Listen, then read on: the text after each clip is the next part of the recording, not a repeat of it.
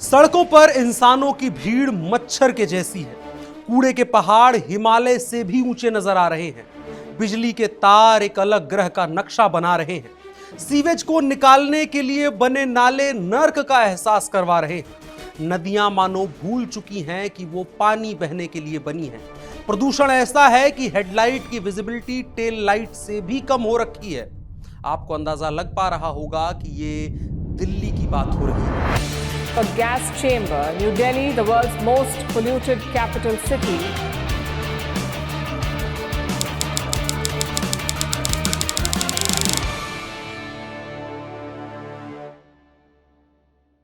ईमानदारी से यह कहा जा सकता है कि शायद निकट भविष्य में दिल्ली में एक जीने लायक जीवन की कल्पना कर पाना असंभव सा प्रतीत होता है। हालांकि ऐसा भी नहीं है कि यह नामुमकिन ही हो।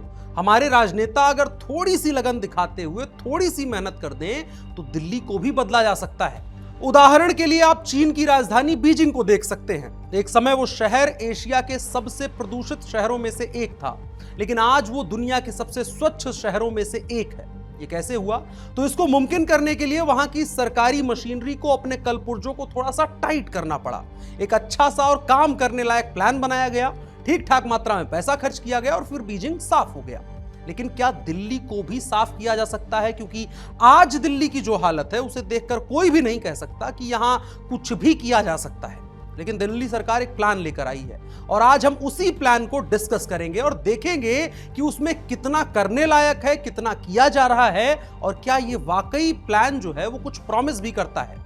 जब दिल्ली में नई बीजेपी सरकार बनी तो मार्च महीने के पहले बजट सत्र में 1 लाख करोड़ रुपए का भारी भरकम बजट पेश किया गया, जिसमें लैंडफिल्स को खत्म करने, इंफ्रास्ट्रक्चर को मजबूत करने, सीवेज लाइनों में सुधार करने, बाहर झूल रहे बिजली के तारों को अंडरग्राउंड करने और इसके अलावा जहां भी समस्या दिखेगी उसको सॉल्व करने का दावा रेखा गुप्ता की नई सरकार कर रही है।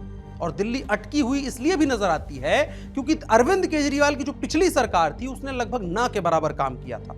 इतना समझिए कि दिल्ली सरकार का 2023-24 का आर्थिक सर्वे बताता है कि वर्ष 2006 में दिल्ली में सप्लाई का पानी साफ करने की जो कुल क्षमता थी वो 650 मिलियन गैलन प्रतिदिन थी।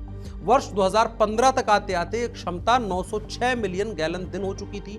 तब तक कांग्रेस की सरकार थी और दिल्ली बदलने आए केजरीवाल के शासनकाल के दौरान यानी 2015 से 2024 तक इस क्षमता में मात्र 40 मिलियन गैलन प्रतिदिन की वृद्धि हुई और ये 946 मिलियन गैलन प्रतिदिन हो गया। इससे आप समझ सकते हैं कि आज दिल्ली किस हालत में खड़ी होगी। और यहां सिर्फ एक विभाग की बात नहीं है। दरअसल केजरीवाल के समय में या तो पैसा खर्च नहीं किया गया या फिर जहां किया भी गया तो वो शराब घोटाले जैसे प्रोजेक्ट बनकर रह गए।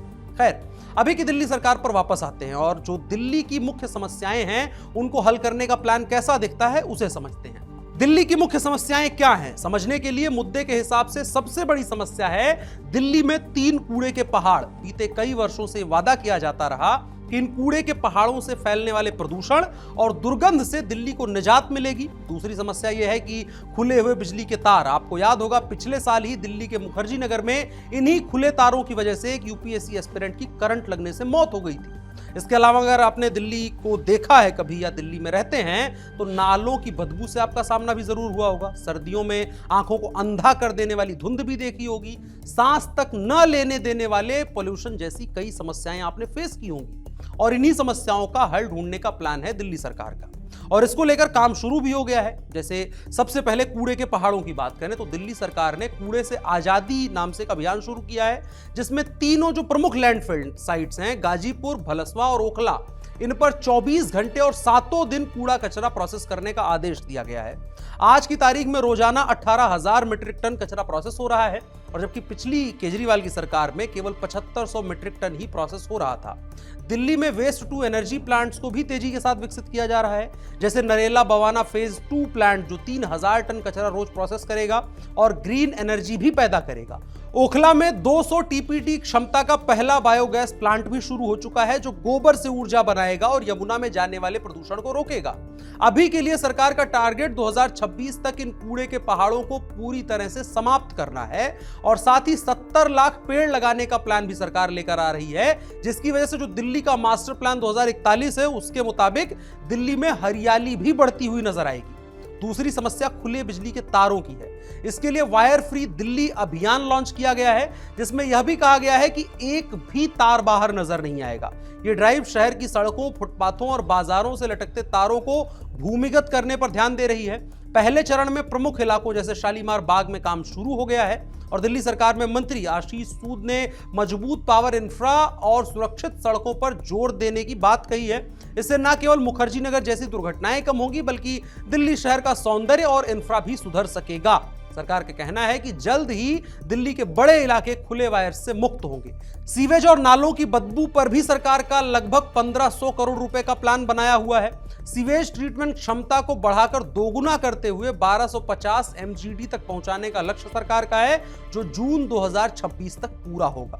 500 करोड़ रुपए एसटीपी की मरम्मत और विकास के लिए दिए जाएंगे। 250 करोड़ रुपए पुरानी सीवर लाइनों की जगह लेने के लिए आवंटित किए गए हैं। सेंट्रलाइज्ड एसटीपी से लोकल स्तर पर सीवेज ट्रीटमेंट होगा। मैं आपको बताऊं, पिछले 100 दिनों में 1700 से अधिक कॉलोनियों में सीवर लाइनें बिछाई जा चुकी हैं। इससे नालों की बदबू कम हो रही है और यमुना में अनट्रीटेड वेस्ट भी काफी कम जा रहा है और उम्मीद है कि नालों की बदबू खत्म होने के साथ ही यमुना को साफ करने का जो ड्रीम प्रोजेक्ट जो सरकार के साथ साथ सामान्य दिल्ली वासियों का भी है, वह भी पूरा हो सकेगा। इसके अलावा दिल्ली में सरकार बदलने के कुछ महीने के अंदर ही ट्विटर पर अब आपको ऐसी कई तस्वीरें मिल जाएंगी जिनमें आपको यमुना कम से कम साफ नजर आने की कोशिश करती हुई नजर आएगी। कई जगहों पर आपको 6 महीने के पहले और वर्तमान की यमुना की शक्ल की तुलना करते लोग भी दिखाई देंगे। पहले के समय में जो पानी के ऊपर एक लेयर बनी नजर आती थी कूड़े की, वो फिलहाल नजर नहीं आ रही है। दिल्ली सरकार ने यमुना के किनारे आरती करने की व्यवस्था भी करवाना शुरू किया है। नदी में कई जगहों पर बड़ी बड़ी मशीनें लगाकर भी सफाई की जा रही है, जो यमुना के बेहतर भविष्य की ओर इशारा करती है, जिससे दिल्ली का भविष्य भी जुड़ा हुआ है। प्रदूषण और धुंध पर विकसित दिल्ली विजन के तहत कॉर्पोरेट सेक्टर को भी शामिल किया जाएगा, जहां वे लोकल ड्रेन्स अपनाएंगे और छोटे एसटीपी बनाएंगे।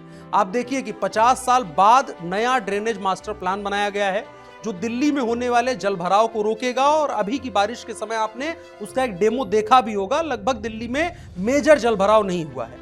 एनक्रोचमेंट और कचरा डंपिंग पर जीरो टॉलरेंस की नीति अपनाई जा रही है। सिंगल यूज प्लास्टिक पर प्रतिबंध सख्ती से लागू हो रहे हैं। ये कदम प्रदूषण कम कर रहे हैं और सर्दियों में धुंध कम होने की उम्मीद भी है। कंस्ट्रक्शन साइटों पर भी कई तरह के प्रदूषण घटाने वाले मानकों पर काम किया जा रहा है, जिससे कि आने वाली सर्दियों में कम से कम धुंध का सामना करना पड़े, जो बीते कई वर्षों के साथ बढ़ ही रहा है।